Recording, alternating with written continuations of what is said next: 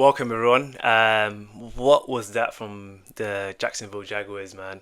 Like from the highest of highs on Monday night and straight to a lifeless, uninspired, and sloppy performance today. The Jacksonville Jaguars. It felt like we kind of turned the corner on Monday night, especially being 4-1, and the way the season's been panning out. It kind of seemed like going into this game against the Seattle Seahawks. I believe we were favourites going to that game, but it it was just I don't know what you want to call it. I will call it a total meltdown. I know that in terms of defensively, we didn't play too bad. I know we gave up those two big plays. We gave up almost 300 yards passing yards, and in terms of like rushing yards, I don't think we gave up that much rushing yards. I think they only had like 70 yards rushing. So in terms of like keeping them in check rushing, it was great. But in terms of the offense, it was the offense is just what's holding this team back. To be honest, I know I'm going to put the title of this video. It's not Trevor Lawrence's fault because I don't think it's Trevor Lawrence's fault. I think it's just a collective issue with the team. Because if you look at what head coach Liam Cohen said after the game, he called it a undisciplined operation, and the stats do back it up. Like there were 10 penalties in this game, and you know what I've been saying about penalties all season long. The penalties have literally just been killing this team, and one of them this game was wiped out a touchdown. There were 7 sacks and 27 pressures allowed, and we'll get into the offensive line. There was a missed field goal and a missed extra point. And Cam Little, for someone who's usually automatic, apparently he's never missed an extra point, and he misses it for the first time against the Seahawks. I kind of feel like it was a complete failure on the offense and the special teams. I won't put too much too much emphasis on the special teams. Let's just kind of focus on the offensive side. There's a lot of people to blame for this one, but for me, it doesn't come down to Trevor Lawrence because I know a lot of people are talking about Trevor Lawrence. They're talking about how he doesn't see his first read, how he holds onto the ball for too long, and blah blah blah. But let's kind of go into my three massive takeaways from this game. Like number one, the offensive line completely collapsed. Like they looked like an elite unit for the first 5 weeks, and today, and against the Seahawks, they look like an absolute disaster. The Jags offensive line, yes, was missing starting centre Robert Hainsey because of a hamstring injury, but that isn't an excuse for what we saw. Like Trevor Lawrence was sacked a career high 7 times. To put that into perspective, the Jags had only allowed 5 sacks in the first 5 games combined. Trevor Lawrence was basically pressured on 27 of his 50 dropbacks. That's 54% of the time he was being pressured.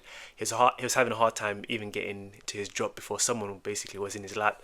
And I know people would say he's not seeing his reads and blah blah blah. He holds onto the ball, but if you see some of the clips from the game, you're gonna see like he didn't even have any time to even see his first read. He didn't even have time to even get the ball in his hands before he had a defender in his face, and it kind of makes it difficult for any quarterback to be able to deal with that much pressure. And to kind of also put into perspective, the last time a quarterback had seen that much pressure was 3 years ago in 2022.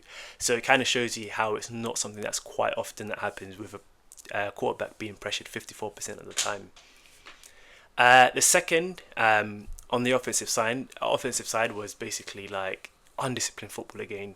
Like the issues which I thought were gone from the game against the Kansas City Chiefs, where I think we only had 3 penalties.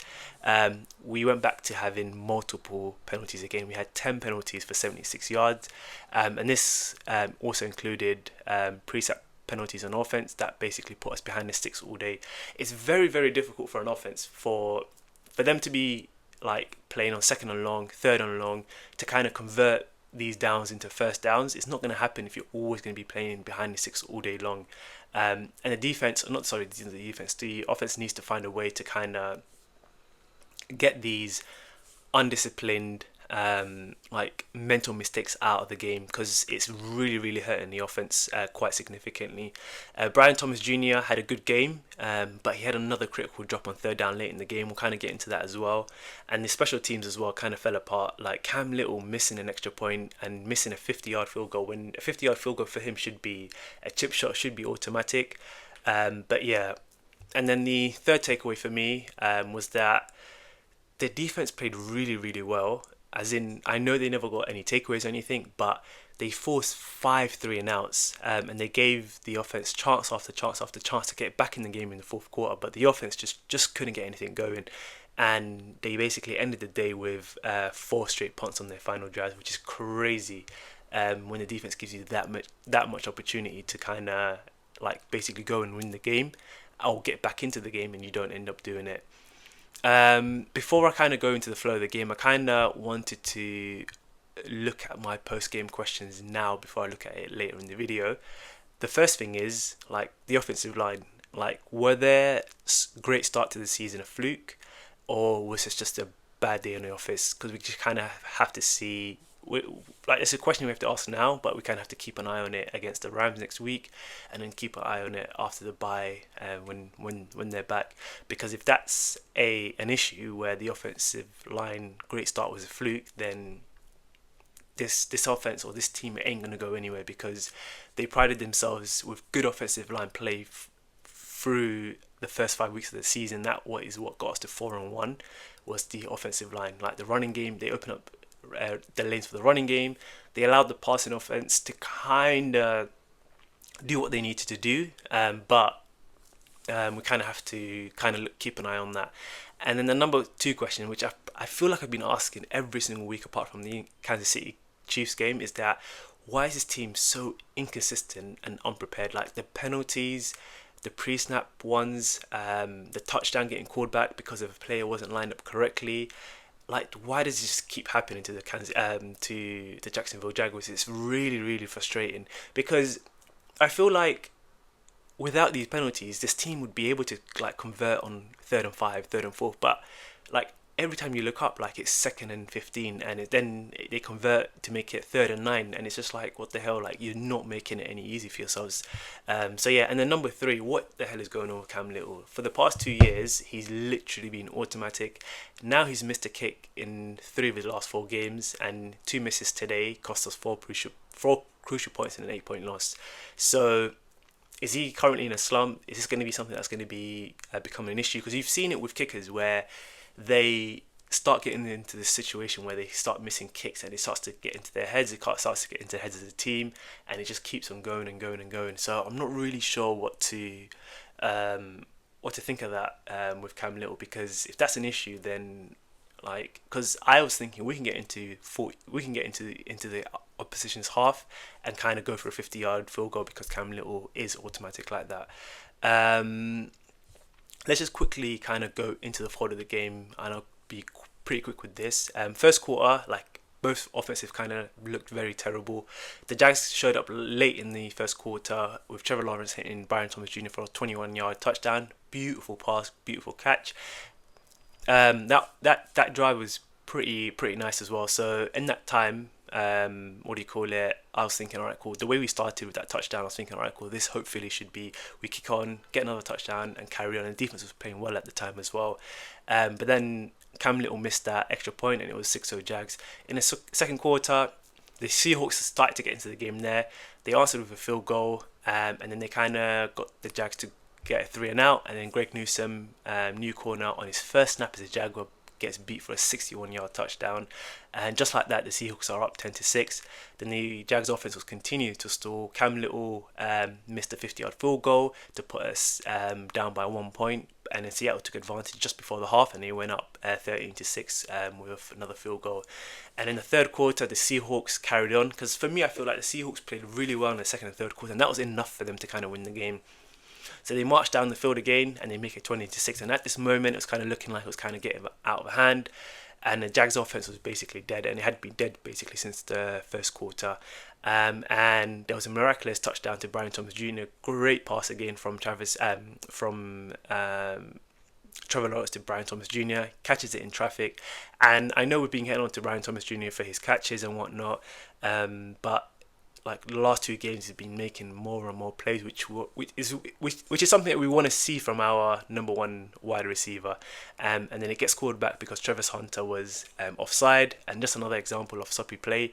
And then we go into the fourth quarter, and then the Jags get another touchdown, and we make it a 1-score game, 20-12. We go for 2 points. The 2-point conversion fails, but it was fine. And I know a lot of people are getting on to Liam Cohen for going for 2 there, but I feel like you have to go for two at that point, because if you end up converting, it becomes a 6 point game. And then if you manage to stop the defense, if you manage to stop the offense on defense, and you get the ball back and you go up again and you score a touchdown, you go up by 1 point, and essentially, basically the ball's in your court and you kind of win the game without having to go to overtime. But then, say if you miss the 2 point conversion, it's fine. You kind of go for 2 points again at the end, and hopefully you convert. And the percentages of going for 2 points is like over 50%. So 50% of the time you'll score a 2 point conversion. We got the ball back when it was 20-12, but on 3rd and 5, Brian Thomas Jr., another drop in the middle. That would have been a first down. I know it was still enough half of the field, but still kind of need to get the first down to kind of sustain drives. The defense again forced out another 3-and-out, gave the offense one more chance to kind of get back in the game, but that last drive was a disaster. A screen for a loss, a drop, and then a 7th sack for Trevor on the day. We punt again and we don't get the ball back because the Seahawks put the game away with a 61-yard completion. They ended up getting a field goal that they were about to go for, but a defensive penalty, and then the Seahawks just declined it and basically kneel it out for victory formation. But the way we look at it right now is that the Jags are 4-2 now. They come to London. I'm going to be there on Sunday, so if there's going to be any of you guys going to be at the game, let me know. Shoot me a DM or comment down below. And yeah, we're going to be playing the Rams, who are a solid team. And I've also seen that Puka Nacua isn't going to be playing against the Jags. We might not even have Devin Lloyd for the game as well. So this is a massive game for us to kind of get right, because if we go into the bye 5-2, amazing, and then we can kind of forget about this game and focus on like the second half of our season. But a truly disappointing performance. I don't know what the most frustrating part for you guys of this loss was. Just let me know down in the comments. And as always, if you can stomach a loss after that, hit the like button and subscribe for more. Thanks for watching.